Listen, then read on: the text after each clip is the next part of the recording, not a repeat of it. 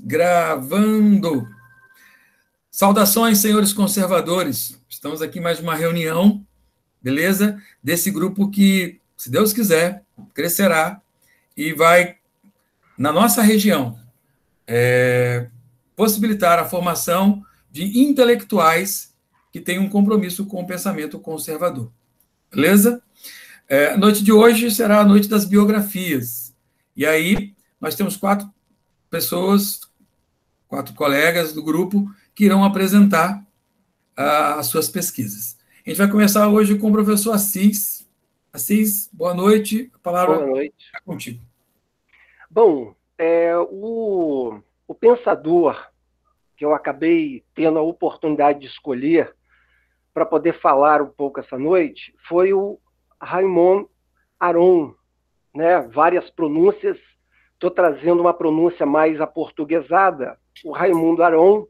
Bom, a primeira coisa que eu gostaria de deixar claro é me colocar como o primeiro apresentador da noite, dizendo, expressando, deixando muito claramente que eu gostaria muito, para essa noite, ter tido a oportunidade de realmente ter lido a obra que eu vou destacar, que eu vou falar do Raimundo Aron. Quando o Marcos fez o questionamento hoje, se eu poderia fazer a apresentação, eu, num dado momento, em pensamentos, não nego, eu tive a vontade de não apresentar, de não falar, mas aquela coisa, dentro da correria que nós temos, a nossa grande reclamação e sempre o questionamento é sempre o tempo. Então, parece que por uma questão do tempo, e realmente o tempo nos é muito precioso, nos é muito caro, a gente fica sempre postergando e a gente nunca, quase sempre a gente sai de cena. Então eu falei assim, não, eu vou apresentar naquilo que eu tiver condições realmente de ler e de estudar para poder apresentar para o grupo, eu vou fazer realmente com satisfação.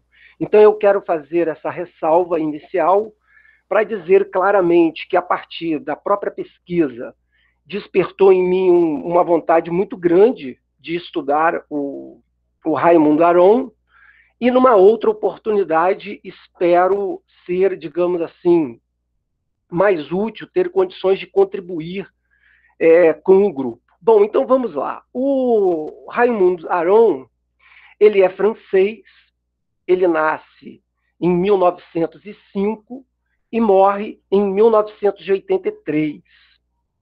Então, uma ressalva com relação ao ano que ele nasce. 1905, podemos dizer que é o início do século XX.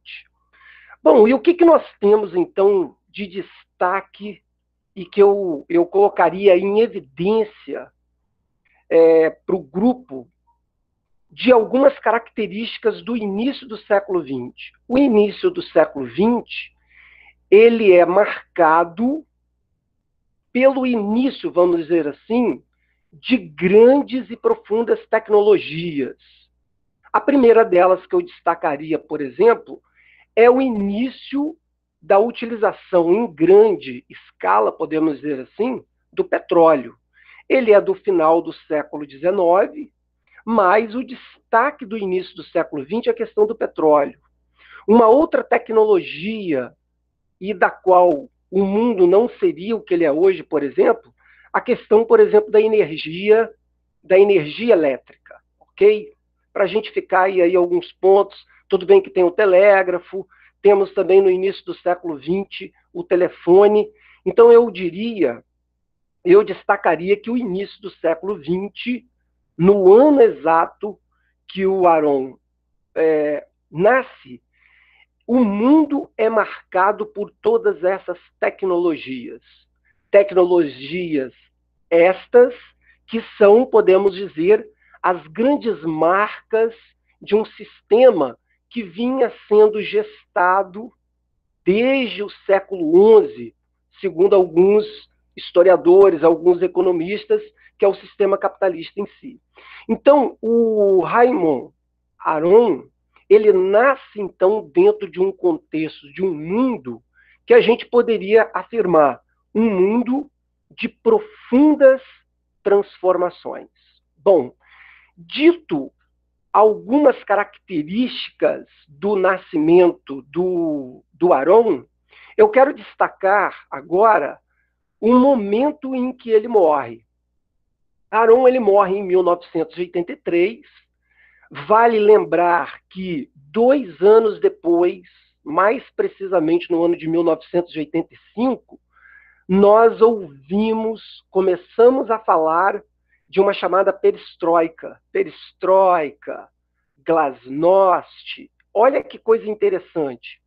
Ele nasce um pouco antes, num momento ele nasce antes da chamada Revolução Russa.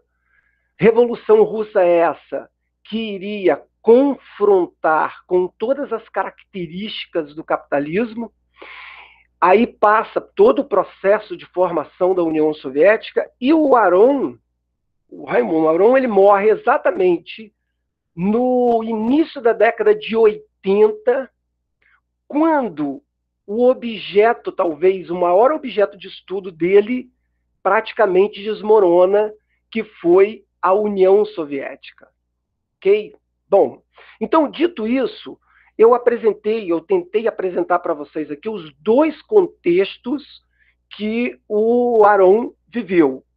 Uma fase de efervescência do capitalismo, e ele morre num momento em que ainda não era tão evidente as mazelas e os problemas que o regime soviético se apresentava, mas não demoraria muito a se apresentar. Tanto é que, em 1990, nós sabemos do que acontece, tanto com a questão da União Soviética, quanto a questão do maior símbolo, que foi a Alemanha e tudo mais, ok? Bom, dito isso, eu gostaria de dizer algumas características do que eu pude estudar, do que eu pude pegar. O Raimundo Aron, por algumas interpretações, em algum momento, ele chega a ser apresentado como um liberal. Ao mesmo tempo, ele se diz que ele não deve ser nem apresentado como um liberal e nem ser apresentado como um social-democrata. E por que isso? Porque o Aron, ele é considerado, na verdade, ele era uma amálgama de pensamentos. Então, ele buscava, digamos assim, uma profundidade em vários aspectos da vida e que, num dado momento, embora, claro, ele seja também colocado como um conservador, o conhecimento e a área de estudo realmente do Aron, ela era muito grande. Tanto é que ele é constituído, ele é considerado como um filósofo, sociólogo e historiador, ok? Então, esse é um ponto muito importante. Bom, no aspecto, então, da intelectualidade do Raymond Aron, ele vai estudar Marx, então, poderíamos dizer que foi o grande objeto, então, de estudo de sua vida. Ele estuda Marx por mais de 30 anos, e poderíamos dizer que, de algum modo, o Karl Marx, ele foi o autor de sua formação. Então, ele tinha uma preocupação, por exemplo, muito grande com relação à questão da didática, como é que ele apresentaria, como é que ele estudaria para poder, então, apresentar as ideias de Marx. E aí tem uma coisa interessantíssima, que é o seguinte, olha que coisa interessante.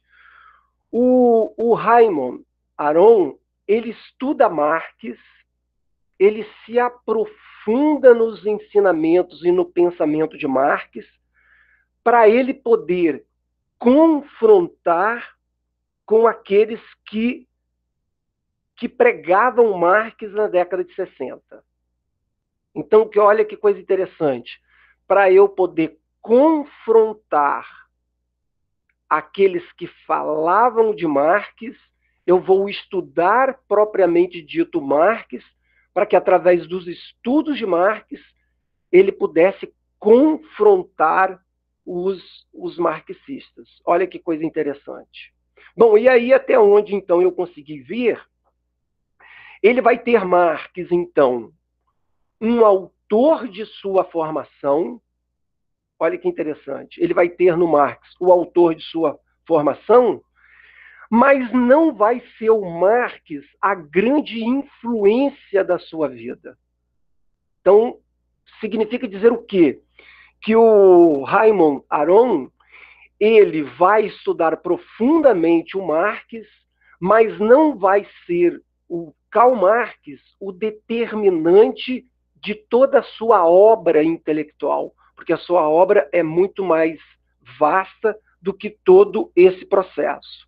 Bom, então, vai ser exatamente, então, essa antipatia, poderíamos dizer assim, vai ser essa posição contrária a tudo aquilo que o marxismo e, claro, o aspecto da própria processo da União Soviética depois vai colocar, e sendo Karl Marx o principal ideólogo, vamos dizer assim, vai ser exatamente nesses estudos que ele vai procurar, então, respostas para uma série de pensamentos que ele vai desenvolvendo ao longo do tempo. Que pensamentos são esses, então, que o Aron vai desenvolvendo ao longo da sua caminhada intelectual? Primeiro, ele vai combater duramente o totalitarismo acadêmico, ele vai combater o totalitarismo de certos intelectuais que praticamente queriam fechar um determinado pensamento. Então, na verdade, o Raymond Aron, ele passa por todo um processo, então, realmente de estudo a respeito da vida e da obra de Karl Marx, que é realmente gigante, que é grande, e a preocupação realmente do Aron, ele via, então, na obra do Karl Marx, não como algo simplesmente a ser menosprezado, desprezado, muito pelo contrário. Deveria ser, sim, uma obra a ser estudada por todo um processo, é claro, de combate que ele colocaria. E aí, só para poder concluir, dentro de alguma coisa que eu vi, o Raymond Aron, ele tinha uma preocupação muito grande com o diálogo em diferentes níveis de conhecimento. Exemplo, ele tinha preocupação, por exemplo, ao falar e até mesmo ao escrever, por exemplo. Então, exemplo, se o Aron ele estivesse se dirigindo e falando para quem, por exemplo, tivesse um determinado nível de conhecimento, a didática da fala e da escrita seria um. Se para o grupo que ele falasse, o grupo não tivesse tanto conhecimento, ele tinha uma preocupação, digamos assim, com aquilo que dentro da educação a gente se preocupa com a didática. Qual é a didática? Qual é o meio? Qual é a forma com que eu vou levar um determinado conhecimento? E aí, vale lembrar, então, para dentro do nosso grupo, daquilo que a gente até mesmo se propõe. Qual é o nosso didatismo? Então, quando eu vou pegando até uma carona no que o Marcos, quando ele disse da preocupação dele em desenvolver um caminho de estudos para o grupo, estudar as biografias, estudar determinadas ideias e os pensamentos. Então, esse é um aspecto, então, realmente, que me chamou a atenção do Raymond Aron. E, para finalizar, eu quero citar... 4 minutos. 4 minutos. Mas isso já dentro dos 15, né? Eu estou entre o 10 e o 15 já. Beleza, ótimo, eu te agradeço. Bom, então eu vou citar, até exemplo do que o Marcos pediu, o nome de algumas obras, lembrando que essa obra que ele cita da questão dos estudos dele com relação ao Marx, essa obra é o Marxismo de Marx, então essa é uma obra relevante dele, da qual eu tentei desenvolver e apresentar para o grupo. Bom, existem outras obras dele, então. Uma delas é Paz e Guerra, uma teoria das relações nacionais. Uma outra obra, O Ópio dos Intelectuais, de 1955, um livro dedicado ao marxismo. O prefácio da tradução da obra O Príncipe, de Nicolau Maquiavel. Outra obra, Três Testes na Era Industrial, e aí vai de encontro ao comentário que eu fiz com os senhores a respeito do momento em que ele nasce, de uma rica efervescência industrial, já considerado como praticamente a segunda fase da Revolução Industrial. O Marxismo de Marx e 18 lições sobre a sociedade industrial. E, para finalizar, então, duas citações do Raimundo Aron. A primeira delas: se a tolerância nasce da dúvida, que nos ensinem a duvidar dos modelos e utopias e recusar as profecias da salvação, os arautos de catástrofes. Então, essa primeira delas, ela é fantástica, eu acho que vai de encontro, inclusive, com algumas reflexões que nós já fizemos aqui, sem que tivéssemos citado o Aron diretamente. E, por último, quem pretende formular um veredito definitivo é um charlatão. Ou a história é um tribunal supremo e só pronunciará a sentença sem recurso no último dia, ou a consciência, ou Deus julga a história e o futuro não tem mais autoridade do que o presente. Ok? Então, meus senhores, meus caros, é isso que eu tive condições de realmente apresentar e preparar, e espero numa outra ocasião que eu venha falar do Aron, que eu possa aprofundar um pouco mais, ok? Muito obrigado. Muito bom, começamos já, boa, foi sucinto, foi 14h56, tá bom? Muito bom. Aqui, depois, assim, só título de recomendação, veja se ele, para o conservadorismo, ele cunhou algum conceito que é muito específico dele, como tem o Kirk tem, o Burke tem, entendeu? Assim, ó, isso aqui é do Aron.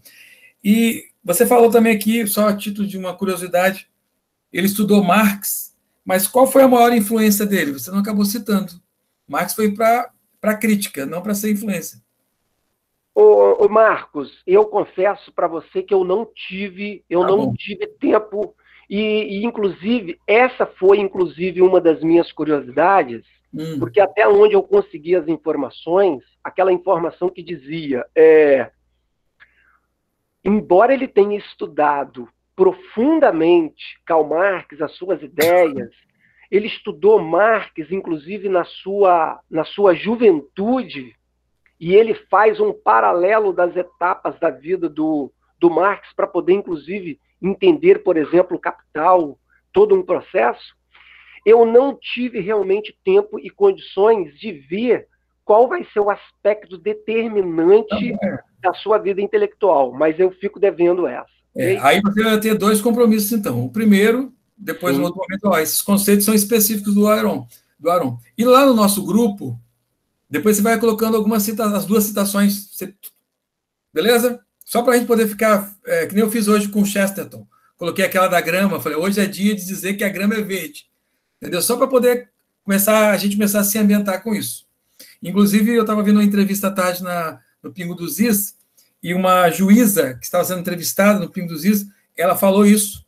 Disse, temos que dizer para o STF que a grama é verde. Não pode ter reeleição, que está textualmente lá na Constituição. Se não dizer para eles que a grama é verde, meu filho, o Alcolumbre e o Maia acaba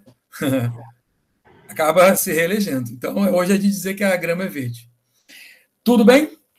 Ok. Agora, o meu amigo Paulo. Tá bom, Paulo? Você me ouve? Ouve, tá todo mundo ouvindo bem. Pessoal, todo mundo ouvindo bem o Paulo? Paulo, agora que eu quero ver, eu te conheço há bem tempo, você tem só 15 minutos, são 10, eu falo com 10 e jogo no 15. Agora, a parte mais difícil é essa. A minha luta contra o tempo, ela é ancestral. Não só... a minha luta contra o tempo, ela é ancestral por várias razões. Bom, mas vamos lá, vamos falar da Ayn Rand. Tá? A Ayn Rand, assim como o Aron, nasceu, engraçado, né, no mesmo ano, 1905, tá? E a morte dela, se eu não me engano, Assis, você falou que foi em 1983, a da Ayn Rand foi em 82, então eles nasceram no mesmo ano, e a Ayn Rand nasceu, ou morreu um ano antes, né? Bom, a Ayn Rand, ela nasce em São Petersburgo, ela é russa, tá? Ela é russa, nasce em São Petersburgo, e ela, rapidinho, ela começa a viver os rigores do comunismo, né? Logo em seguida, ela vive os rigores do comunismo. O pai dela era dono de uma farmácia, ele era um farmacêutico, e eles tinham uma vida relativamente tranquila, né? Tranquila até a ascensão do comunismo, né? Porque a partir do momento que o comunismo ele prevalece, como é prática, né, a abolição de propriedade privada, então a farmácia do pai da Ayn Rand, ela é tomada, vira propriedade do Estado, e aí as coisas já não vão tão bem, né, começam a ficar ruim. Uma coisa que eu acho interessante é que ela vive na pele, né? Eu acho que ninguém melhor, ou ninguém tem mais autoridade para falar sobre um assunto do que aquele que vive na pele a situação, né? Isso dá a ele uma condição de alguém que experimentou. Apesar das dificuldades ainda, ela consegue se formar em história e em filosofia. E também em artes dramáticas, né? Ela é roteirista, tal. Enfim, em 1922, ela, percebendo que a situação na União Soviética, então, né, na Rússia, era péssima, ela, com uma desculpa de se aprimorar nos estudos dela, ela vai para os Estados Unidos. E nunca voltou, obviamente, né? Ela se encontrou dentro dos Estados Unidos, tá? A Ayn Rand, ela tem um sistema filosófico chamado de objetivismo. Objetivismo é o sistema filosófico que ela pregoa, tá? Uma filosofia individualista, tá? Um título que cai bem é Uma Filosofia para a Vida na Terra. Isso é importante para poder entender o pensamento da Ayn Rand. Tá? Uma filosofia para a vida na Terra. Ok, então vamos lá. As duas principais obras dela são A Revolta de Atlas e A Nascente. Tá? Ela tem alguns outros livros mais assim condensados que eu tive a oportunidade de pesquisar, porém me parece que A Revolta de Atlas é um livro com mais de 1.100 folhas, se eu não me engano, páginas, né? É um livro bastante robusto. Bom, o sistema filosófico que ela cria é o objetivismo, tá? Na visão da Ayn Rand, o conhecimento, os valores morais, eles têm uma característica que eles são objetivos. Eles são objetivos. Eles não dependem da subjetividade do indivíduo. Tá? Me lembrou, inclusive, o teórico Durkheim da sociologia, quando ele falava, né, de fatos sociais. Inclusive, quando eu estudei Durkheim, eu achei interessante, porque ele coloca os fatos sociais como objetivos passíveis de serem demonstrados, né? Numa área como a sociologia. Bom, a Ayn Rand, ela fundamenta essa filosofia do objetivismo em 5 pilares, em 5 pontos.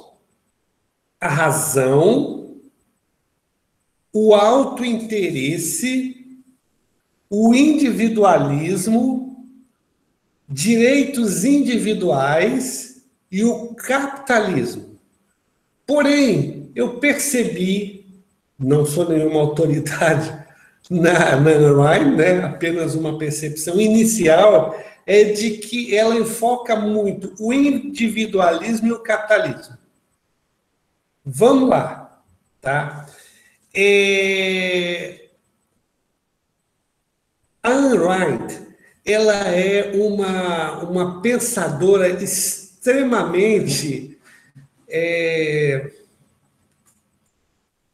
questionada, talvez sabatinada e colocada assim em situações que você vê indivíduos que a idolatram e indivíduos que a odeiam.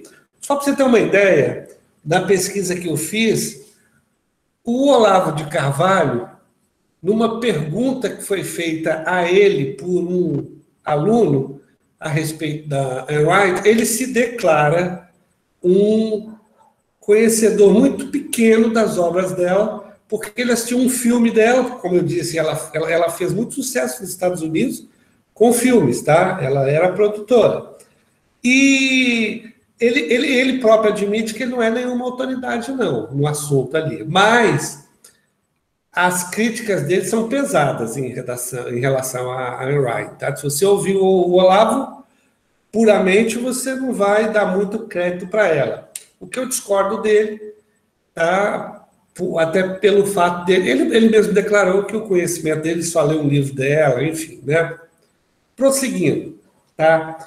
Ela tem uma obra chamada A Virtude do Egoísmo, publicada em 1964, e aí ela mexe especialmente com pessoas com convicções religiosas, né, arraigadas, assim, e não só, mas, na verdade, essa é a herança que, de certa forma, nós herdamos sobre essa questão do egoísmo ter um sinal negativo. Porém, eu não teria nem tempo aqui para poder tentar falar um pouco mais sobre o que ela fala, tá? Fala, Marco, eu não entendi esse... Já está acabando?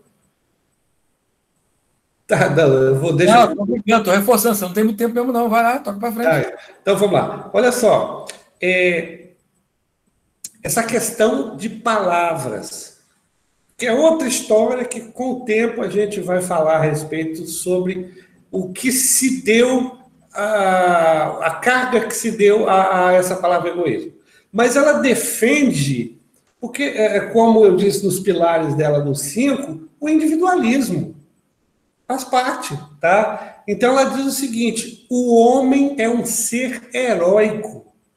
É o homem, não é a coletividade, tá? Até porque ela saiu de um sistema coletivista, né? Ela prega essa individualidade. Então, na visão dela, é o homem, o indivíduo, que é o ser heróico, tá? E ele tem esse indivíduo tem um propósito moral. Qual é o propósito moral? A própria felicidade, tá? Que é uma questão que, para dar uma futucada, precisaria de tempo, tá? Porque, a princípio, pode soar, assim, de uma maneira um tanto quanto estranha, tá? Mas, como eu disse, ela é controversa, tá? Você vai encontrar pessoas que alicerçam o pensamento dela. Um pequeno exemplo, tá? Esse autointeresse que ela fala. Você, dentro de um avião, você sabe que, em caso de despressurização, a orientação da companhia aérea, da aviação, é que você primeiro pegue a sua máscara. que você não tente ajudar ninguém. Você pegue a sua máscara. Isso leva a uma reflexão, tá? Até porque você só consegue auxiliar alguém se você estiver bem. Não é isso? Então, só uma pequena futucada que ela dá, né? Nesse sentido, para não parecer uma coisa assim, né, disparatada. Tá, esse homem, esse ser heróico, ela fala que a expressão mais nobre dele é a produção. Essa é a expressão mais nobre. É aquele indivíduo que não depende do Estado, que não depende tanto da coletividade. Ele se torna alguém que produz. Agora, essa produção,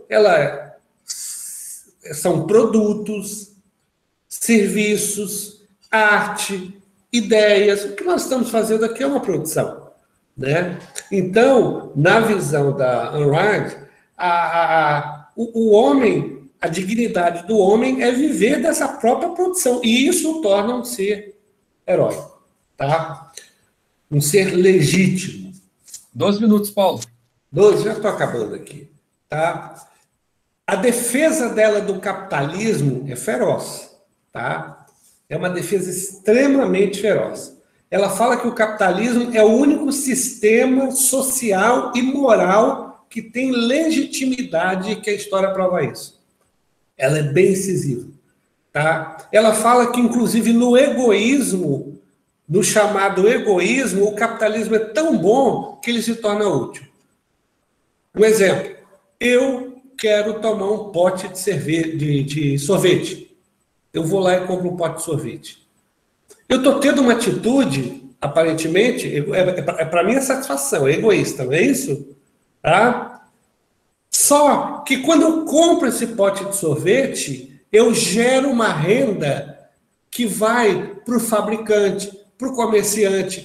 Então, o capitalismo consegue ser tão interessante na visão dela que o próprio egoísmo, que faz parte da natureza humana, ele se torna útil.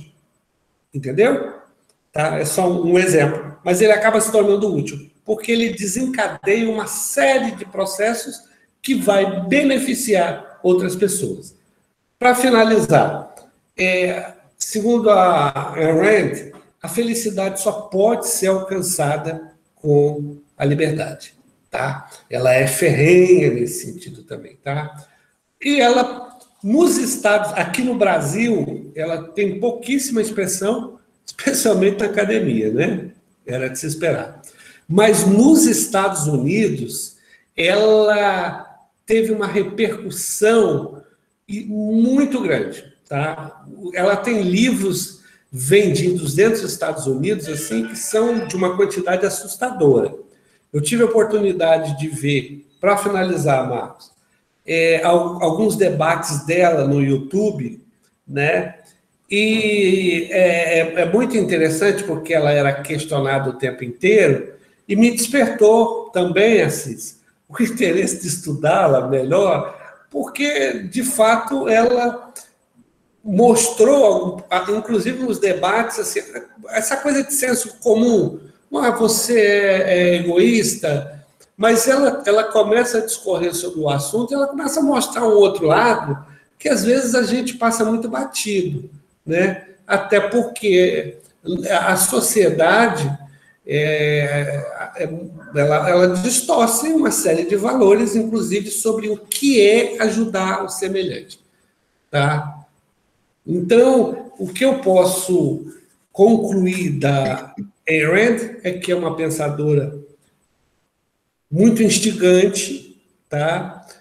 Que a obra dela, de fato, merece um cuidado e um estudo maior, porque tem coisas ali que aparentemente agridem um pouco determinadas formas de pensar, tá? Mas fato é que ela conseguiu e consegue, hoje, ela tem muitas pessoas que se encaixaram na forma de pensar dela e que estudam a Ayn Rand, tá?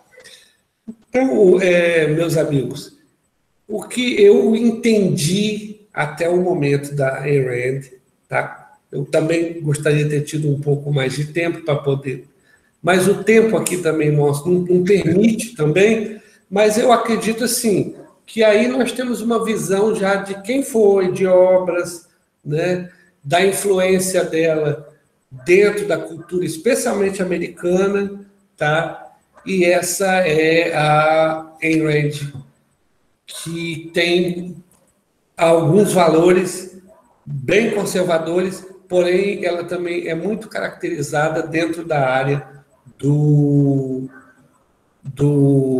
liberalismo, e com uma frase, Marco Antônio, que eu não sei que você, como eminente professor de história, é uma sumidade, chamada laissez-faire, laissez-passer, tá?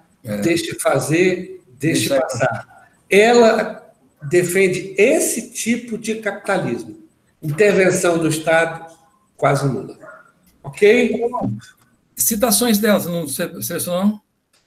Rapaz, eu tive algumas citações dela, tá? Mas eu acabei não anotando. Tá então, para não... Eu peguei o pensamento, mas não anotei a citação. Tá? No caso do Assis, o pensamento do Aaron começou a aparecer nas citações mais, e você já foi direto nas explicações.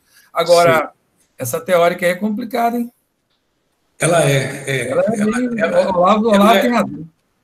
é complexa porque veja só, ela mexe com uma característica humana muito complicada, que é o egoísmo, tá? Que é uma máscara social, tá? Você, na realidade, muitas das nossas motivações, elas não são legítimas no sentido de esse desprendimento todo, essa bondade toda, né?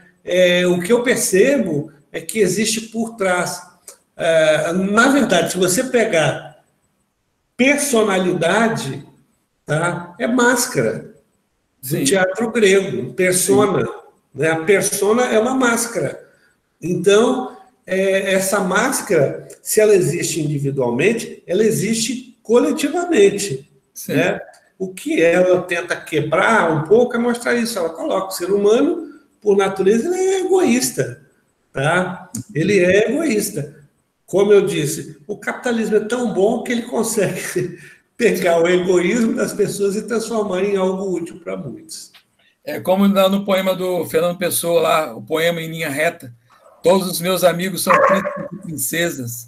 Estou farto de semideuses. Não haverá homens no mundo? Alguém que tenha coragem de confessar não um pecado, mas uma infâmia. Sim, é verdade, é verdade. E a nossa parcialidade, né? Tem uma frase que eu gosto que diz que o filho do vizinho é ladrão de cavalo, o nosso filho é aventureiro, não é? Então a gente é muito parcial, é muito difícil a gente lidar com essas questões assim de maneira profunda, verdadeiras, né? Tá bom.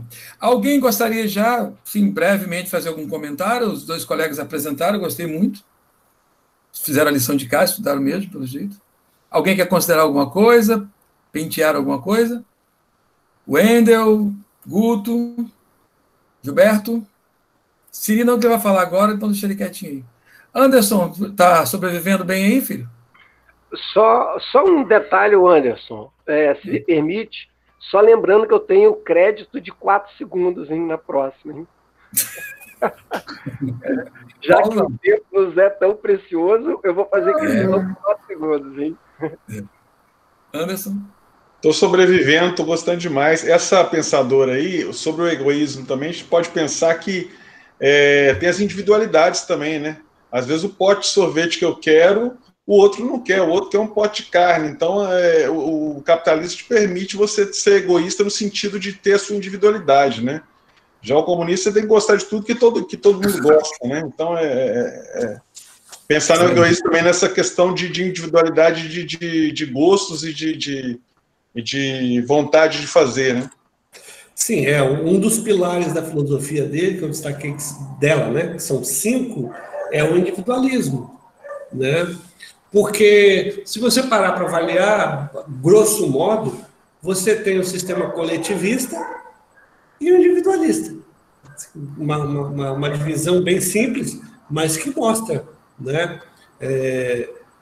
Então, quando ela coloca também, quando ela coloca a filosofia dela alicerçada, um dos pilares é o individualismo, porém, ela justifica, eu tive a oportunidade de ouvir, né? Eles justificam essa situação de uma forma bem interessante, que às vezes a gente não se atina, tá? Eu acabei de dizer que, particularmente, eu entendo que existe dentro da nossa sociedade muita hipocrisia, muita, não é pouca não, tá? Uma certa... Porque qual é o Marco Antônio falou, o Assis, de certa forma, pincelou, um dos problemas que nós temos em relação ao socialismo, tá? Ao comunismo, no caso, porque eles estão sempre bem na fita, não é? Eles são os bons, eles não erram, tá? Agora, dentro do conservadorismo, quebrar é muito fácil, destruir é muito fácil, tá? Você, por exemplo, eu às vezes observo assim, em obra doméstica, né, de casa, como é fácil você derrubar uma parede, você quebrar um muro, é fácil demais. Agora, você construir, olha o tempo que você demora para construir, não é? Então, eles têm esse argumento que, para eles, porque também eles só apresentam, né, uma proposta de destruição, destruir família, destruir direito romano, igreja, essas coisas todas, eles querem destruir tudo, mas não apresentam nada, não tem elaboração de nada, né? Eu tenho só um minuto. Um minuto você tem, porque você criou um grupo. Alguns dias atrás eu vi um pensamento muito rápido de um psicanalista, bem conhecido assim, para quem gosta da área. Ele estava falando do alcoólatra, tá? Que ele disse o seguinte: o alcoólatra, quando ele é estimulado a parar de beber e ele para de beber, às vezes um grande erro, aí ele fala do tratamento, né, do terapeuta, é que você tira o alcoolismo, mas você tem que colocar alguma coisa no lugar. Porque se você tira o alcoolismo e não coloca algo de edificante que dê sentido à vida da pessoa, porque o alcoolismo dava. Você pode falar que, né, os males, isso é inegável. Mas você tem que oferecer alguma coisa para entrar no lugar. Senão, não é? Senão, esse mundo vai cair em depressão. Então, a gente tem que tomar cuidado, porque quando você derruba, você tem que ter alguma coisa para colocar que seja melhor. Porque senão você vai criar um buraco ali e a coisa pode ficar complicada. Em relação ao conservadorismo, nos salta um outro conceito que, por exemplo, a sociedade ela está viva, ou seja, as pessoas aqui estão vivas. A palavra sociedade vem a ideia de um ente que é mais descritivo, tá certo? É que nem quando eu falo a humanidade, eu não consigo reunir 7 bilhões e alguma coisa e colocar no local e visualizar. Eu crio uma palavra, um termo, que tenta criar essa noção. Agora, a palavra humanidade como adjetivo ela tem um outro sentido, mas ela é mais um ente descritivo. E aí, no conservadorismo, nós temos o conceito de reformar, ok? Fazer reformas. E elas são pontuais, equilibradas e gradativas, tá bom? Porque senão parece que o conservador, a sociedade está parada no tempo. E aí nós falamos na primeira aula sobre a diferença do reacionário e do conservador. O reacionário é aquele cara que está preso no passado e não admite vou falar a palavra evolução, que não é essa palavra, essa vitalidade da sociedade e que necessita de algumas reformas, tá bom? Então, a sociedade está viva e tem reformas. Então, eu gostei muito do pensamento da sua autora, Paulo. Realmente, ela para não deixar todo mundo no lugar comum. E aí, se você puder, depois colocar citações delas lá, que você pontuar uma ou outra, para ir abastecendo o grupo com palavras também. Carlos Augusto, nosso querido Siri, é contigo agora. Dá para você... Boa noite. Todos me escutam direitinho? Tranquilo? Queridos, o meu personagem de pesquisa é o Roger Scruton. Na verdade, o nome completo dele é Roger Vernon Scruton. Esse cidadão, ele é um filósofo, escritor inglês, considerado o conservador mais bem-sucedido, né, da Inglaterra, desde Edmund Burke, que foi um filósofo irlandês do século XVIII, e que foi o grande influenciador, né, de Roger Scruton.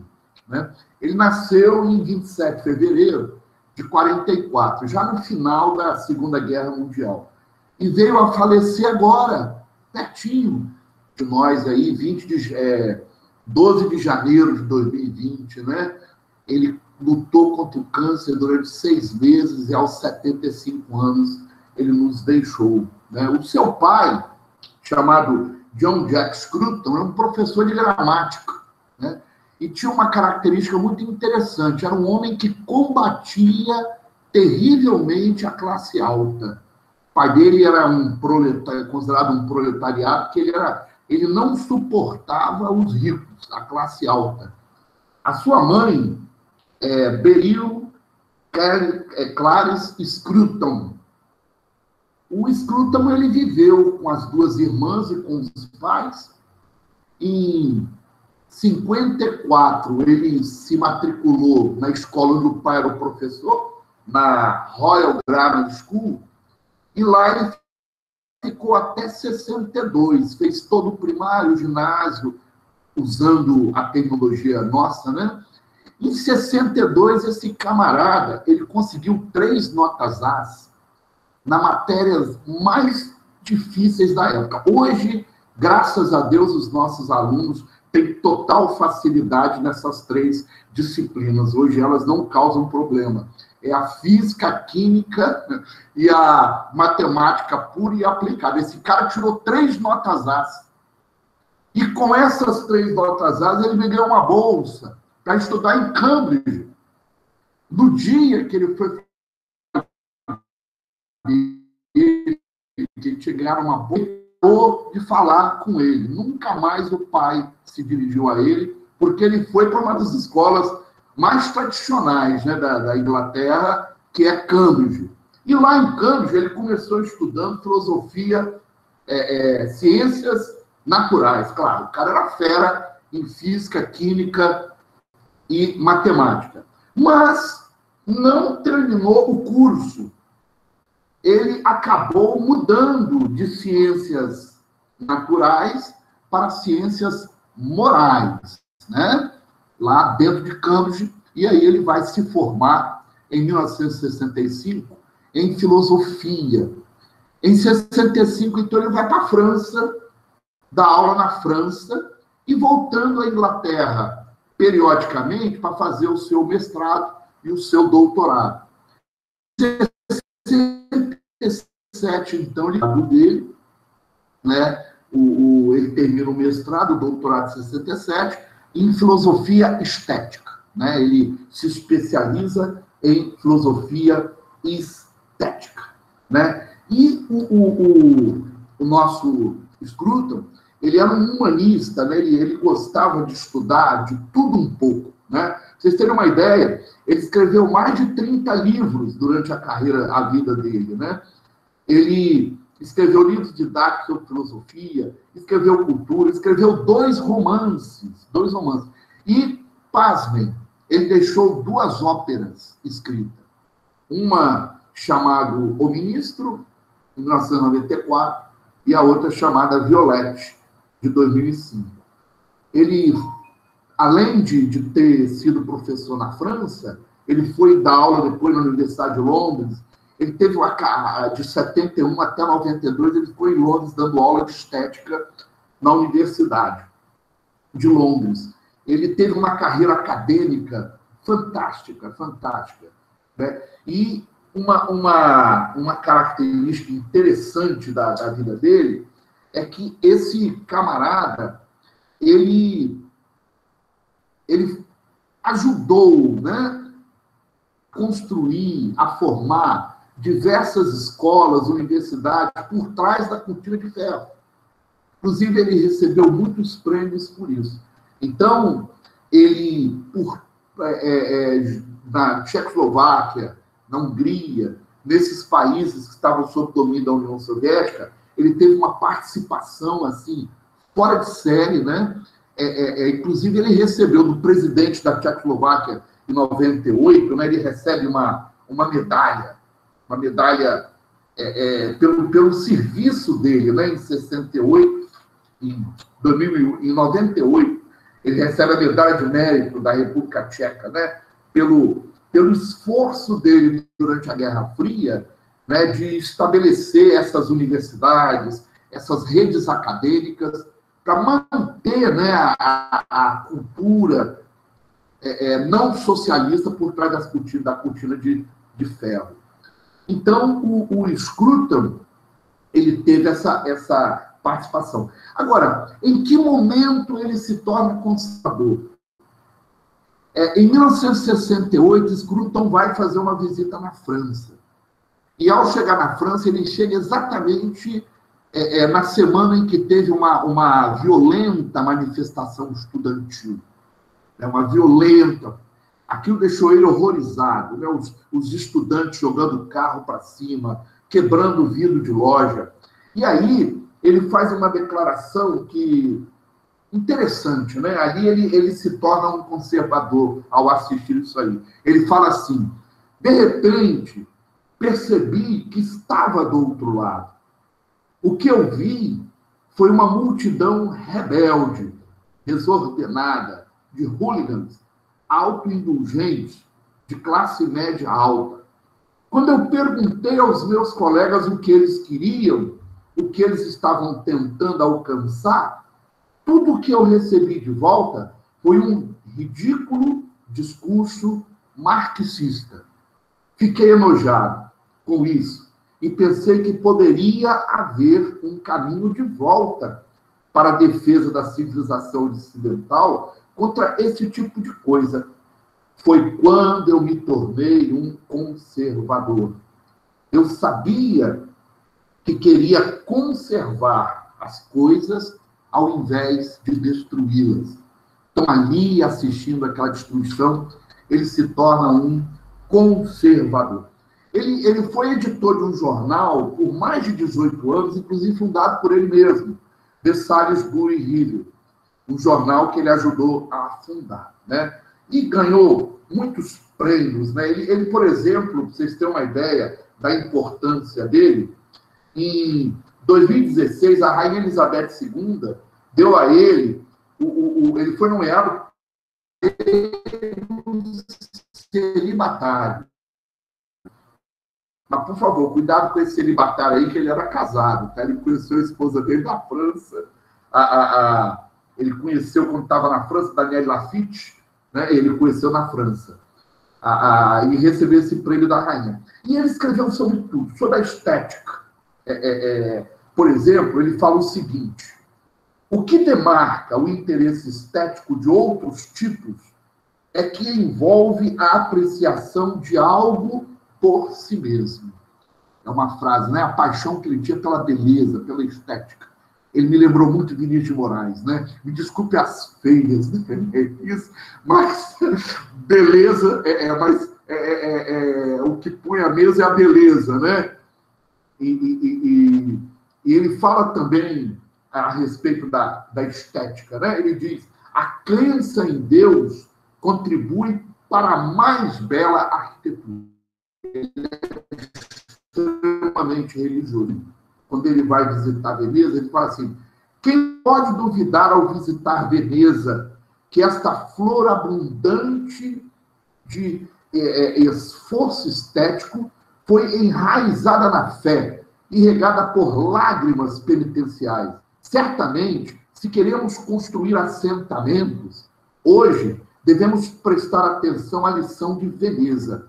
Devemos começar sempre com um ato de consagração, né? Uma vez que assim colocamos as verdadeiras raízes de uma comunidade. O primeiro livro dele, de 1974, o primeiro livro que ele escreveu foi exatamente esse, né? Arte e Imaginação. onde ele fala sobre arquitetura. Ele escreveu também sobre o desejo sexual. Veja bem, o desejo e o filósofo da religião, Christopher Hamilton, ele escreve essa obra. Siri, volta só um pouquinho na outra obra que cortou sua fala.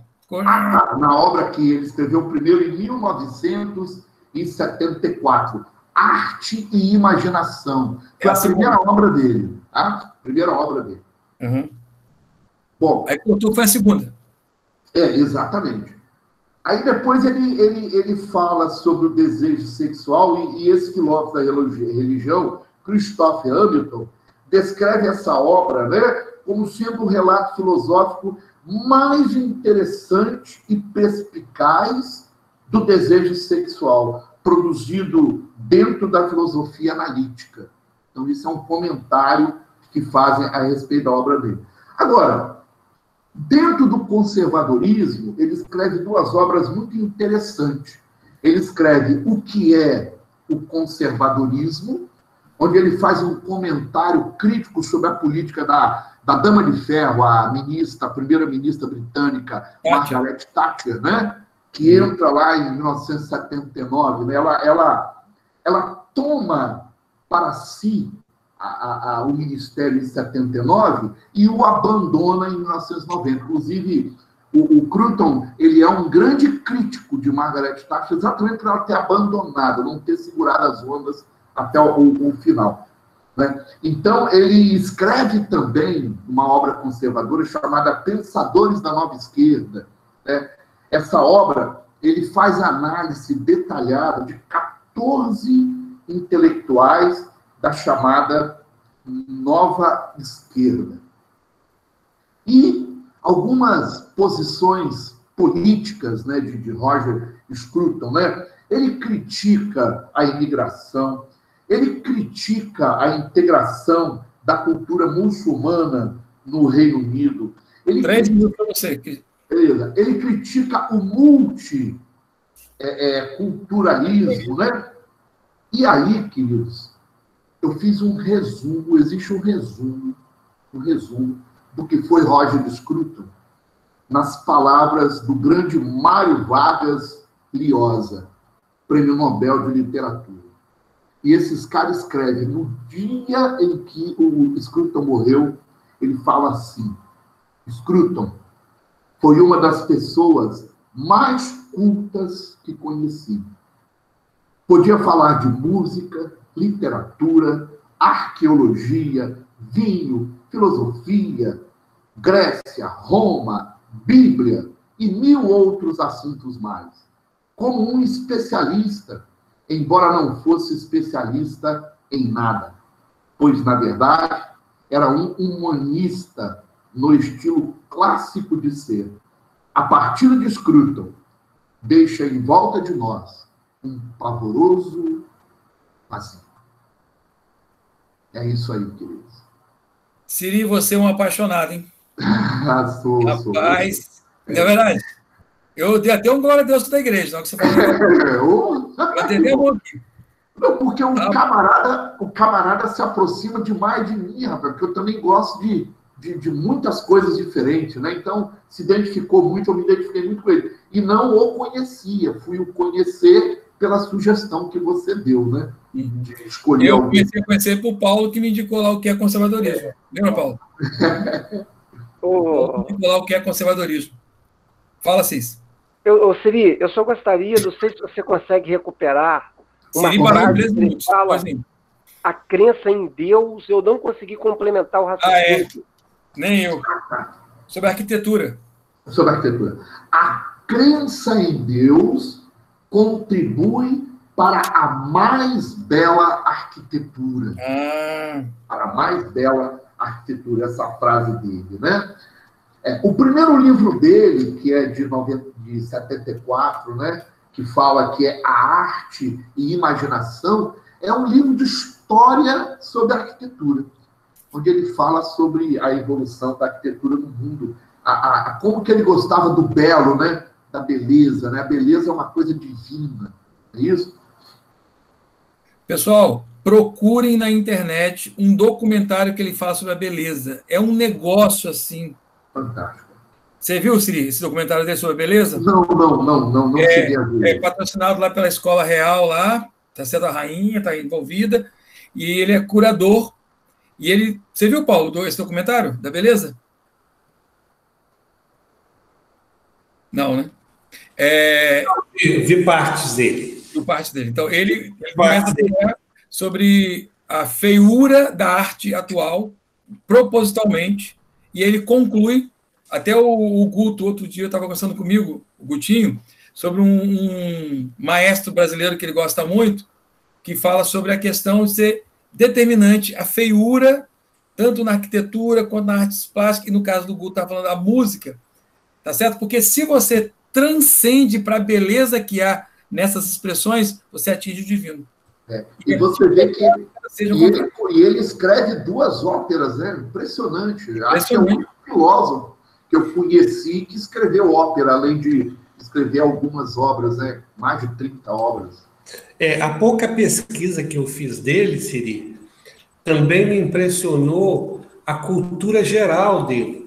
Impressionante. A cultura dele, assim, eu fui buscando conservadorismo, mas ele alcança, né, uma quantidade de estudos, de conhecimento que vai muito além de tudo isso.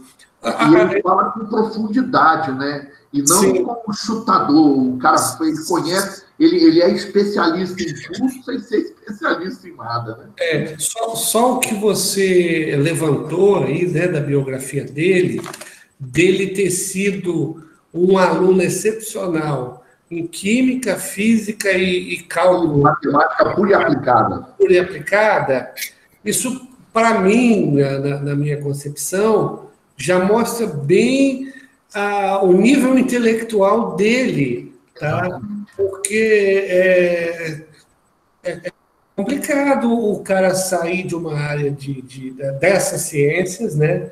Com o conhecimento que ele demonstrou por ter sido um aluno excepcional, e ele partir para uma área, né, de ciências humanas, enfim, que dá a ele uma condição, na minha opinião, privilegiada. Ô, Paulo, mas, por exemplo, o Newton tem tratado filosófico, o Descartes era matemático, Edmund Husserl era matemático da fenomenologia. Esses homens, assim, acabam na filosofia também. Mas porque... Você é do grande Kant, né? Porque, Marco, por exemplo, aí, todas as suas citações, nós tínhamos generalistas, né? O indivíduo ele conseguia ser gênio, não só numa ciência, né, mas ele conseguia perpassar outras ciências. Hoje, uma crítica que eu particularmente faço é que, por exemplo, um biólogo que faz lá um doutorado e tal, ele sabe tudo a respeito da cabeça de uma abelha. Mas do resto, o cara não sabe nada. Você está entendendo? Então, há um tempo atrás, eu tive um colega que ele começou a estudar por conta própria astronomia, né? E eu conheci ele. Um minuto. Tá, eu conheci ele e ele tinha um conhecimento muito bom de astronomia. Ele não tinha formação nessa área. Ele começou a estudar, foi estudando, experimentando e tal, né? E eu comecei a pesquisar também e vi que grande parte dos filósofos pré-socráticos, eles tinham um conhecimento também de astronomia, de cálculo, inclusive. Eu cheguei a pegar livro que eu hoje, no século XXI, se me engano, não vou conseguir nem entender. Os Sim. caras, antes de Cristo, já construíam sem telescópio, sem Google, né, por empirismo, prática pura, observação, os caras conseguiam construir conclusões e realizar cálculos que hoje, para mim, eu não tenho condições ainda de entender. Paulo, então, você só me permite fazer uma correção. Segundo o grande João Dória, é antes da Era Comum. Entendeu? O Paulo, durante muito tempo, a filosofia ela era junto com a física, né? Ela foi se separar a física foi se separar da filosofia a partir de Isaac Newton. Até Newton se estudava junto, né? Medida de distância e astronomia. Esse livro aí, eu acho que eu conheço ele. Sim. Eu acho que eu conheço esse livro, não? Você pega lá na velha Grécia, né, o Demócrito, né? O Demócrito foi o que cunhou o termo átomo, né? Quer dizer, ele acreditava que tinha uma substância que era a porção mínima da matéria, né? À época. Pô, mas esse cara viveu antes de Cristo. Quer dizer, eu acho que esses caras, eles sim são geniais, né? Eles são... Você não entendeu a piada da Era Comum, não? Não, o Dória não quis mudar os documentos, que agora não é mais antes de Cristo, depois de Cristo, não. É antes da Era Comum, depois da Era Comum. Eu ouvi um comentário, assim, mas nesse processo de imbecilização coletiva, né, que a gente está sofrendo muito com isso, nada nos surpreende mais, né? O Paulo, no século IV a.C., o filósofo grego Aristarco de Samos, ele fez o sistema pela primeira vez heliocêntrico, com o Sol no centro. Ele foi tão bombardeado, tão criticado, inclusive por Tales de Mileto, que a coisa só voltou em 1453 com Nicolau Copérnico. Entendeu? Isso é enciclopédia. Mas o sistema heliocêntrico, ele surge lá 3, 4 séculos de Cristo. Só que aquilo foi escondido, né? Aí depois veio Ptolomeu colocando a Terra no centro, e isso aí durou mais de 1.500 anos. Agora, sabe o que eu acho interessante? Gente, vocês dois, vocês vão agarrar agora nessa parte. Eu acho interessante que meus alunos, o processo de emburrecimento progressivo, né? E que hoje virou um caos, porque quando você começa a falar dessas figuras... Por que eu destaquei, Marco, quando você citou o Roger Scruton, você citou... Porque o Roger Scruton morreu o ano passado, ou morreu esse ano. Foi esse ano. Quer dizer, os que você citou são pessoas em que se tinha, né, uma tendência a ser mais generalista. O indivíduo, ele era matemático, ele era físico, ele era astrônomo e tal, né? Hoje não, né? Quer dizer, um indivíduo como o Roger Scruton, hoje, nos dias de hoje, eles são raros, né? Eles são raros. É isso. Só um detalhe, Siri, você permite? Ele é Sir. Lembra? É Sir. Ele é Sir. Ele recebeu. Tá bom? Eu acredito que esse título da rainha Elizabeth II deve ter, cavaleiro celibatário, e deve ter recebido o título de... Então foi isso mesmo. Então você falou isso mesmo. Obrigado, Siri. Muito bom. E, se puder, coloca algumas frases dele lá no nosso grupo de WhatsApp. Claro, coloco sim, querido. Tá bom? Um prazer, claro. Agora aqui, vamos falar muito de quem entende de patente. Vamos lá com o nosso Gilberto, que gosta de essas coisas. Gilberto, você tem aí 15 minutos, no máximo. Tá? Boa noite, senhores. Hoje eu vou falar sobre o Edmund Burke. Ele é considerado aí o pai do conservadorismo anglo-saxônico e influenciador do conservadorismo anglo-americano. Ele nasceu em 12 de janeiro de 1729, em Dublin, Reino da Irlanda. Ele morre 68 anos depois, em 1797, em Beaconsfield, no Reino Unido. Nacionalidade irlandês, filho de pai protestante e mãe católica. Estudou no colégio Trinity College, em Dublin. Foi filósofo, advogado, cientista político. Sua principal obra foi sobre a reflexão sobre a Revolução Francesa e suas consequências na comunidade britânica, né? Seu principal interesse, como já dito, foi filosofia social, filosofia política. Na verdade, é bom salientar que como o professor falou anteriormente, o Edmund Burke está situado entre a Revolução Gloriosa, né, de 1688 e a Revolução Francesa de 1789.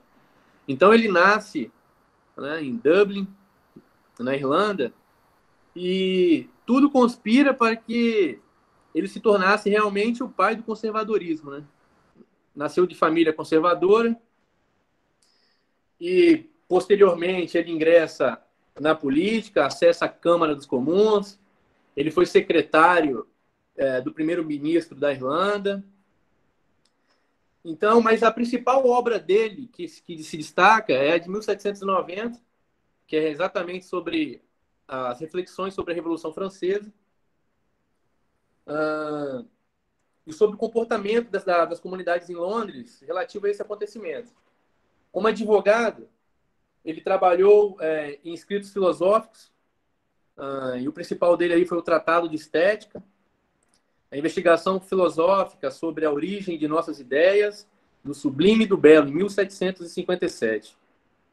E com essa publicação, ele atraiu até a atenção de pensadores como Denis Diderot e Immanuel Kant. Sua participação na política interna inglesa foi igualmente relevante. Ele defendia a restrição dos poderes reais, introduziu novos conceitos constitucionais referentes aos partidos políticos, também em relação aos seus membros.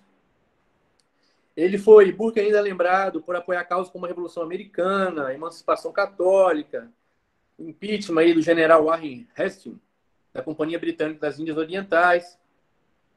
Na verdade, né, Burke, no século XIX, ele foi considerado, né, ele inspirou tanto conservadores como liberais. E no século XX, Burke foi amplamente reconhecido como fundador do conservadorismo moderno. Ou seja, o Burke, como aconteceu, como eu falei, que ele está situado entre a Revolução Gloriosa de 1688 e a Revolução Francesa de 1789, eu vou tentar explicitar um pouco em relação à sua principal obra, que foi as reflexões sobre a Revolução Francesa. Então, ele teve uma influência desses filósofos, dos teóricos políticos, que presenciaram essa Revolução Gloriosa, na qual houve a ascensão de uma classe burguesa, mas, ao mesmo tempo, as tradições, a cultura, a economia, a política, ela conseguiu se manter através dos tempos, justamente por causa desse caráter conservador que o Reino Unido, a coroa britânica, conseguiu, de maneira política, engenhosamente política, se manter em relação às demais monarquias europeias a partir daquele momento, né? O que a gente percebe com a chegada da Revolução Francesa de 1789 é realmente uma ruptura abrupta das instituições, a ascensão de uma classe econômica que desejava o tratamento isonômico, desejava também o poder político. Então, Burke, ele é um reacionário aos ideais do iluminismo, aos ideais da Revolução Francesa, porque, para ele, a sociedade ela é um processo orgânico de criação, tanto de maneira cultural, maneira social, política, porque há um núcleo essencial em cada cultura, em cada sociedade, que deve ser mantido. E ele triparte essa situação em 3 princípios que eu consegui achar aqui nele, né? Que é o princípio da conservação, ou seja, toda sociedade deve ter um núcleo irradiador de princípios pragmáticos que foram surgindo ao longo dos anos, dos séculos. Ele, como eu falei anteriormente, ele era a favor da monarquia inglesa, da Constituição inglesa, mas aquela Constituição na qual baseada nos costumes, né, que foram arraigados por séculos, enfim. Ele era contra aquele ideal revolucionário iluminista que ficava basicamente na teoria, na prática, na teoria e não na prática. É isso que ele iria contra. Ele fala que a construção da Revolução Francesa foi a construção de um prédio através de mentira e violência. Então, Burke, ele era o ideal dele era basicamente fundado na prudência. Então, voltando os princípios que eu ia falar, então é o princípio da conservação desses valores, dessas instituições, né, ao longo dos anos, e o princípio,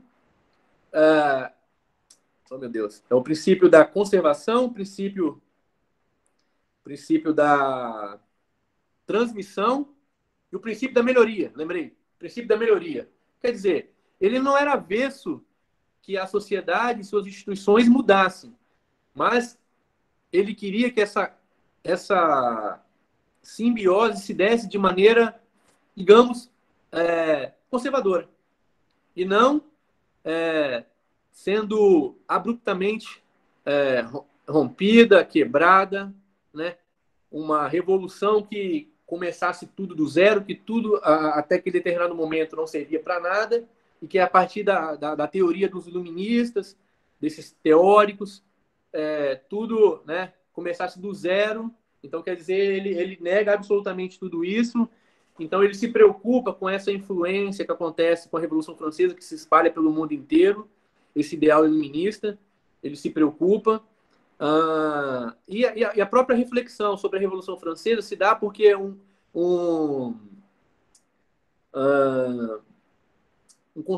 francês, eu esqueci agora uma palavrinha, um francês, ele manda uma carta para ele solicitando que ele de maneira que o Burke respondesse a eles, né? Ele queria saber a opinião do Burke sobre o que acontecia, né, no país vizinho, do outro lado do oceano. E Burke começa a fazer as reflexões. Infelizmente, Burke ele fica muito preocupado porque, como essa obra é de 1790, ele pegou aquela fase do período jacobino, que é a fase mais crítica da Revolução Francesa, onde todo mundo ia para a guilhotina. Burke, então, ele não teve como chegar até o fim dessa revolução e consequentemente, ao desencadear das consequências da Revolução Francesa. Mas basicamente é isso. Ele realmente entende que a revolução ela acaba por solapar os ideais do conservadorismo, né? Como se tudo pré-existente não tivesse valor, né, para os revolucionários. Então ele acaba sendo um contra-revolucionário, e sua obra, Reflexões sobre a Revolução Francesa, acaba sendo também um pilar para a sociedade do Reino Unido, o que acabou também por ajudar aí a conservar essas tradições, tanto da política, da economia, da cultura, no Reino Unido. Ainda em relação a essa Revolução Francesa, ele cita que ele diz que a democracia era para Burke capaz de expressar as mais cruéis opressões sobre a minoria. Apreciava a Constituição Britânica, como eu falei, cuja sabedoria era profunda. Segundo ele, né, não reside num certo universo de regras gerais e princípios, mas em uma vasta e sutil harmonia de costumes, de preconceitos, de instituições concretas e estruturadas no decurso dos séculos. Essa antítese das duas instituições, das duas constituições, a inglesa e a francesa, é o pano de fundo no qual Burke projeta, a propósito da Revolução, os principais temas de uma filosofia do conservadorismo. E ainda nessa obra das revoluções, das reflexões da Revolução Francesa, ela foi traduzida para várias línguas, acabou se tornando essa obra um modelo, como eu falei, de contra-revolucionário na Inglaterra e outros países da Europa. Burke ressalta nessa obra também o conceito de direito natural, que atribui à vida física e espiritual do homem grande autonomia dentro da estrutura maior da sociedade, desde que não fira essa harmonia geral, ou seja, desde que não fira esse núcleo basilar que mantém, que sustenta a unidade da sociedade. Nessa obra também Burke situa uma posição aristotélico-tomista que busca iluminar do geral com o particular, fazendo do real o racional e do abstrato generalizador das ideias especulativas uma ameaça aos valores penosamente adquiridos pela civilização através dos séculos. Essas ideias, como eu falei, acabaram por transformar Edmund Burke em um teórico do conservadorismo, que postulava o crescimento orgânico dessa sociedade, ao invés de reformas violentas, né, como foi a Revolução Francesa de 1789. Suas reflexões sobre a ideologia revolucionária não só orientaram de maneira decisiva a opinião pública da Inglaterra, como eu falei, como também a reestruturação política francesa, como passar a constituir, para o homem inglês, o senso comum da validade do status e da hierarquia. Então, as suas principais obras foram, como eu falei, a reflexão sobre a Revolução Francesa, a reivindicação da sociedade natural e essa da estética, que foi a investigação filosófica sobre a origem de nossas ideias do sublime e do belo. Uma frase dele foi o que Marquinhos falou aí no início: o indivíduo humano é tolo, a sociedade é sábia. As suas influências, ele influenciou um conde brasileiro, um Visconde de Cairu. Já ouviu falar, Marquinhos? Pois é, isso se deu no início do século XIX. Só conheço o Visconde de Maricá. Ele influenciou o Visconde de Cairu. O Visconde de Cairu é de 1756, 1835. Em 1812, e era uma figura notória na política brasileira, eu também não conhecia. Em 1812, esse Visconde de Cairu, ele traduz a obra econômica e política do Edmund Burke para o português, e ela se chamou Extratos das Obras Políticas e Econômicas de Edmund Burke. Então, o Edmund Burke, na verdade, ele é, como falado anteriormente, ele é o pai ele foi considerado, no final do século XIX e no século XX, ele influenciou liberais e conservadores. Há até uma problemática, aí, uma questão problemática, porque alguns o consideram liberal, outros o consideram conservador, pai do conservadorismo. Isso se deu no século XX. Né? E é isso. Peço todas as escusas possíveis aí sobre a minha falta de um conhecimento maior e amplo sobre o Edmund Burke. Mas tá todo mundo desse jeito. Mas vivendo e aprendendo, a gente vai conhecendo agora. Para mim é tudo novo, Marquinhos. Espero chegar ao conhecimento de vocês aí daqui a um pouquinho, né? Ouvindo senhores. Para mim esse mundo é novo. Eu nunca tinha ido por esse lado, né? Lado filosófico, lado do conhecimento, muito além do que aquele conhecimento, como o Marquinhos falou, que a gente não vê nas faculdades, nas universidades, né? Então é isso que eu pude pesquisar. Sua parte histórica tá boa. Sua parte histórica tá boa, né, Assis? Que eu pude ver. Se eu não me engano, o Visconde de Cairu ele teve uma participação muito estreita na transição do Brasil colônia para a República, né? Ele participou da proclamação da República no Partido Republicano Brasileiro. A questão toda é que, quando nós chegarmos nos teóricos brasileiros do conservadorismo, gente, as cabeças vão explodir.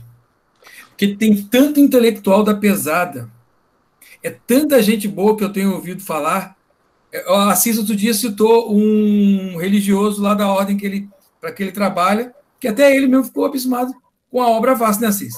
É o Plínio Correia de Oliveira, um conservador, assim, por exemplo, ele participou da Assembleia Nacional Constituinte de 32 para 33, né? Na verdade, de 33, defendendo ardentemente os valores da Igreja Católica da época. E era um anticomunista ferrenho. Entendeu? Então, quer dizer, É um caso a ser estudado, com certeza. Não é objeto nosso de discussão, mas, olha, nós repetimos isso o tempo todo aqui nas reuniões. Como a educação foi tomada por um determinado grupo político-ideológico, esconderam todos esses homens gigantes da gente. Esconderam da gente. Mas isso foi doloso, Marquinhos. E, inclusive, o professor Olavo de Carvalho falava sempre assim, olha, no dia em que um político se colocar, mesmo não sendo, mas como conservador, ele ganha qualquer eleição. Ele ganha qualquer eleição, ele falou isso. O povo é assim, devido à religião católica, um protestantismo bem católico que tem no Brasil, devido a valores, o povo é assim. Só que o meu filho, quando vai para a universidade, a cabeça dele vira, porque ele vai ter ideias. Porque nós fomos de universidade, nós sabemos, você não vai firme para lá, você se envolve naquele mundo, né, Siri? E você vai naquele mundo afora. Exato. Eu não sei se eu contei, eu tenho aqui vários professores, né? História. Eu não sei se a coisa é tão complicada, mas eu estudei na Universidade Federal do Espírito Santo, fiz direito lá, como eu falei lá na primeira conversa nossa. E como eu sou de família pobre, família humilde, então eu tive que, primeiro que eu consegui, com muito esforço, uma bolsa para poder estudar o 2º grau e depois fazer um cursinho. Quando o Coque São Paulo veio para cá, eu ganhei uma bolsa. E tá bom, aí fiz o vestibular, passei, mas eu não tinha dinheiro para poder me manter na escola, na faculdade, né? Sim. Porque foi o último ano, foi em 2005 isso, foi o último ano em que a UFES ela não adotava ainda o sistema de cotas. Então, graças a Deus, eu mais uns 3, 4 aí, nós acabamos por furar essa barreira invisível, Marquinho e professores, pessoal, da segregação de classes, né? Porque ela é bem sutil. Eu vou até lembrar uma frase aqui do ex-secretário de Segurança Pública do Rio de Janeiro, na década de 90, inclusive, que deu margem ao filme Tropa de Elite, que ele falava que no Brasil o apartheid é muito mais rigoroso do que aquele da África do Sul. Porque lá a barreira era material, você conseguia ver os muros. Aqui não, aqui ela é invisível. Então, tive que começar a trabalhar. Eu lembro que chegou um momento que eu só tinha um vale transporte para poder ir, pegava 2 ônibus lotados, acordava 5 da manhã e não tinha dinheiro para tomar um café lá. Também não tinha dinheiro para comprar livro, não tinha dinheiro para nada. Aí eu peguei o jornal assim, li, falei, pô, último dia de inscrição para soldado da Polícia Militar. Falei, rapaz, é aqui mesmo que eu vou entrar. E para minha felicidade, eu tinha ali, se eu não me engano, acho que era uns R$40 que eu tinha dado uma aula de história, que dava umas aulas para poder me manter, né? E era exatamente o valor da inscrição. Enfim, fiz a inscrição, passei, e quando eu fui entrar na faculdade de Direito, fardado, quase que eu fui impedido de entrar porque eu portava uma arma e estava fardado. Fizeram um abaixo-assinado lá para poder proibir o policial militar de entrar fardado e armado. Então é esse nível aí. Inclusive, a professora era do Ministério Público. Né? Complicadíssima essa situação. Muito difícil. Não sei se eles me... Na época eu nem sabia o que era ser conservador, Marquinhos, mas a esquerda já me via como um problema. Ai. Edmund Burke, que foi o objeto de explicação do Gilberto, ele é o ponto principal. Se tinha uma pedra fundamental, é Edmund Burke. É a partir dele. Uma curiosidade do Burke, ele foi eleito na Inglaterra pelo que chamam de burgos podres. Os burgos podres eram, como é que eu posso dizer? Seria uma baixa classe média, assim, não tem muita... É mais o pessoal da bagunça aqui. Não tem que se compra voto essa galera? Que vende voto aqui no Brasil? Seria semelhante a isso. Então é esse grupo que coloca o Burke lá. Então ele tem inicialmente uma carreira política controvertida, depois que ele começa a ganhar a par essas ideias. E a obra dele é muito boa, Gilberto. Ele começa quando tinha 30, 31, 32 anos, como secretário do primeiro-ministro irlandês, lá no partido Whig. Né? Acho que é Whig que fala, né? Whig. Apesar de ser o Whig, ele era um partido liberal, não conservador. Se eu não me engano, o partido conservador dessa época lá era o Tory.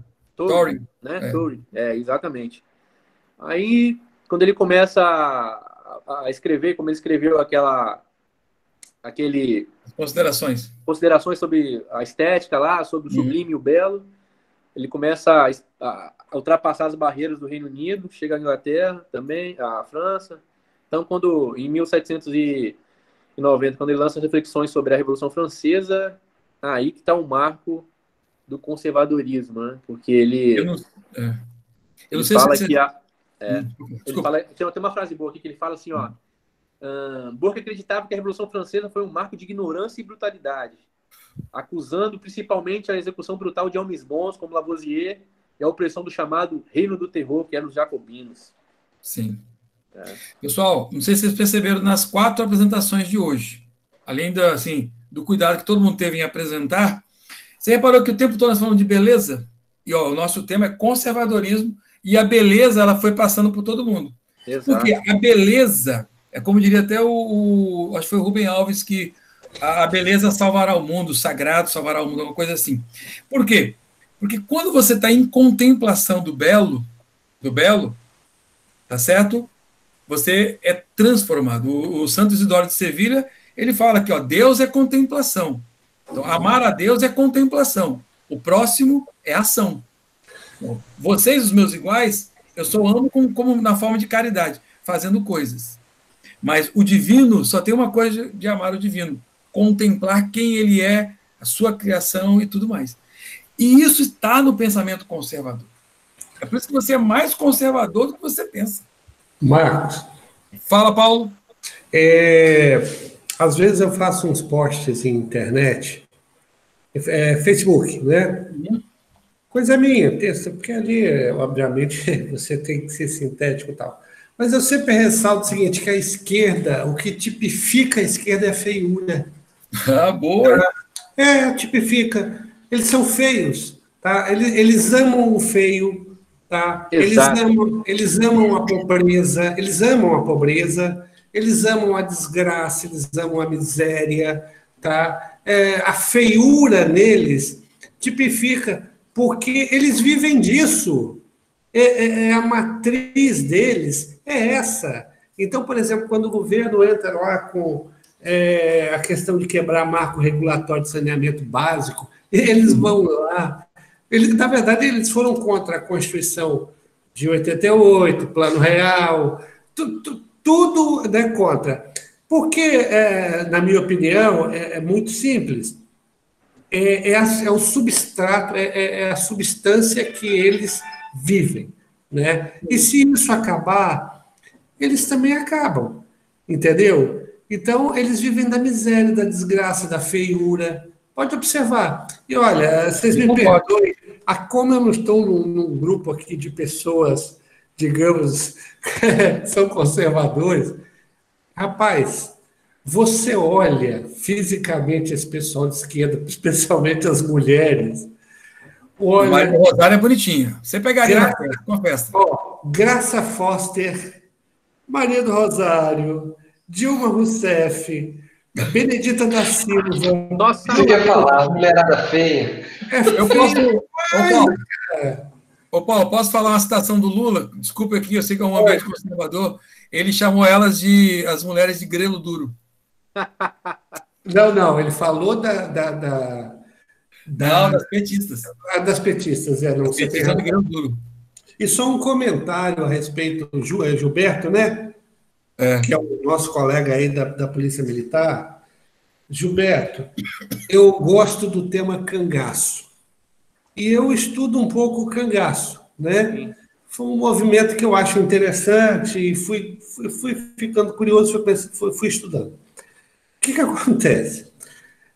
Se você pegar o cangaço foi uma desgraça para o Nordeste. Tá? Foi uma desgraça para o Nordeste. Tá? Isso você tem pesquisadores sérios que atestam isso. Mas a grande maioria de pesquisadores... Historiador Carlos Guilherme. Eles idolatram os cangaceiros e repudiam as volantes, né? Sim. Que tinham o papel de reprimir. Os macacos. Os chamados macacos, né? Então, se você, por exemplo, Lampião foi morto lá na Grota de Angico, em 1938, tá?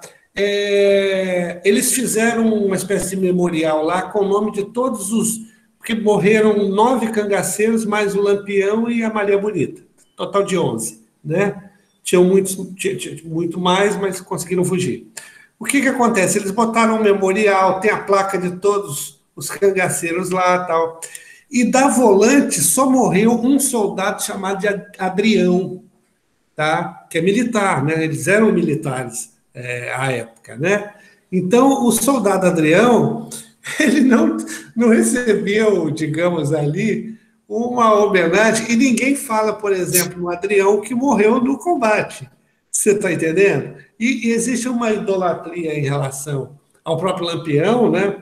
Que, como eu tive a oportunidade de estudar algumas coisas, rapaz, esse pessoal, o que eles fizeram não é... O próprio Curisco, que foi morto, se eu não me engano, em 1940, 2 anos depois do Lampião. Foi o Hã? Um minuto.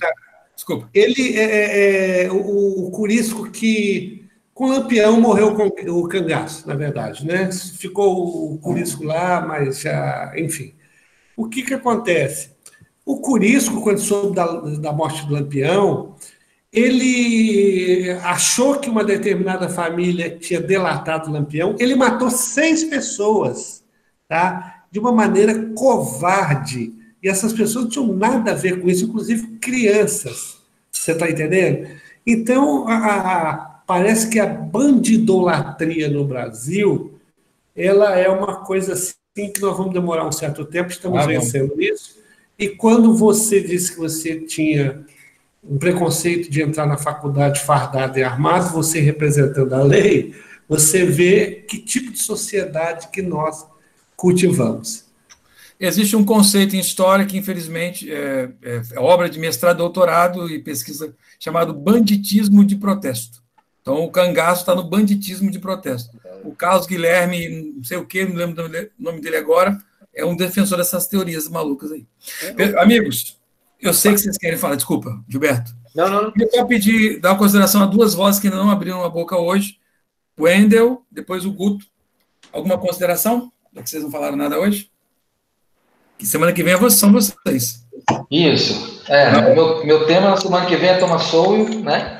Não, na outra é 15 dias, desculpa. Isso, na outra. Eu já tenho lido algumas coisas já. Assim, como eu compartilho aí com os colegas que falaram que não tinham tempo, né? Quando eu conversei com o Marquinhos, eu falei, rapaz, será que sou eu hoje falar Thomas Sowell? Não deu tempo. Ele falou, tá bom, dá para preparar melhor, dá para começar. E, salvo me engano, Thomas Sowell, vocês podem me corrigir, que eu, salvo me engano, é o único vivo ainda. Eu acho que é o único vivo. Aí. Eu acho que é. Eu acho que é o único vivo ainda, né? Então, semana que vem, gostei muito das abordagens. Lógico que nesse primeiro momento aqui, a gente aprende, mas é muita informação, né? Se vocês, como eu já estou pretendendo aqui colocar algumas coisas, vocês puderem colocar algumas coisas já no grupo lá, para a gente já ver alguns pensamentos, já começar. Os 4 vão abastecer com citações já. Tá bom? Isso, show. Liga a câmera. E é isso aí, parabéns, meninos. Obrigado aí pela noite aí. Show. Eu liguei a câmera, não acionou, não? Agora que acionou. Marquinhos, tem que ralar bastante, porque os homens são bons, hein? É verdade. Você vê que seria da minha vez. Não vamos esquecer que Francisco de Assis Geraldo está vivo também, tá? Marcos, eu queria manifestar a minha satisfação de hoje ter ouvido, né, o Assis, o Siri, o Júnior, tá? E falando bem, falando de maneira consistente, né? Isso me deixa feliz, porque quando nós tivemos, né, Marcos, a ideia de que se criar um grupo para discussão, a gente, na verdade, assim, começa com uma pretensão pequena, né? Sempre aquela coisa, às vezes aí, talvez um pouco sem grandes intenções, mas, assim, eu fico muito feliz de ver, né, todos os colegas estudaram, falaram, né, deram, como se diz popularmente, a cara a tapa, o que é muito importante, né? E isso a gente vai ouvindo a fala do Francisco, né, do Assis, que eu prefiro chamar de Assis. O Francisco de Assis é um nome pesado, né, rapaz? Rapaz. Pesa, né? Do Ciro, né, do Gilberto. Então, isso a gente vai pegando uma ideia e outra e despertando e criando uma consistência, porque a gente está no início de processo, Claro. na verdade. Eu estou aqui bem incipiente, tá? Todo mundo. Com um pouquinho que a gente ouve ali, com um pouquinho ali, com um pouquinho que a gente estuda, a gente daqui a algum tempo já vai ter uma consistência bem melhor. Então, isso me dá muita felicidade, tá? Pessoal, eu vou parar a gravação, então eu vou fazer aquele momento de parar a gravação. Então, agradeço a todos pela dedicação e envolvimento. Não saiam da sala, vou só parar a gravação e a gente continua nos momentos finais. Tá bom? Só um minuto.